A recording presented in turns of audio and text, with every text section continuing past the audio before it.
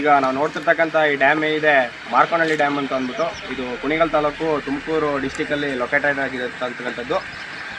ಈ Markonahalli dam history ತೆಗೆದು ನೋಡಬೇಕು ಅನ್ನೋದಾದರೆ, ಶಿಂಷಾ ನದಿಗೆ ಅಡ್ಡಲಾಗಿ ಈ ಡ್ಯಾಮ್ನ ಕಟ್ಟಿದ್ದಾರೆ. 1938 ಅವಧಿಗೆ ಸರ್ ಎಂ ವಿಶ್ವೇಶ್ವರಯ್ಯನವರು ಇಂಜಿನಿಯರ್ ಆಗಿರ್ತಾರೆ.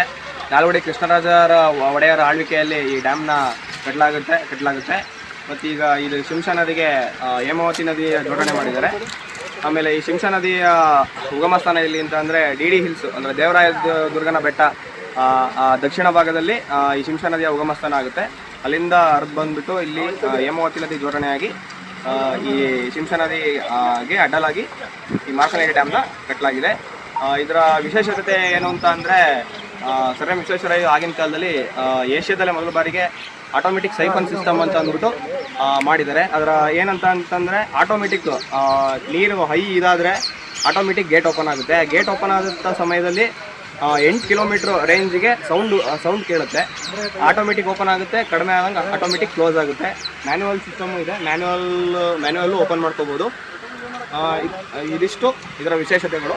ಈ ಡ್ಯಾಮ್ ಗೇಟು ನೀರೇನಿದೆ ಅದು ಓಪನ್ ಆದಾಗ ಇದು ಹೋಗ್ಬಿಟ್ಟು ಮೇಕೆದಾಟಿಗೆ ಸೇರ್ಕೊಳ್ಳುತ್ತೆ.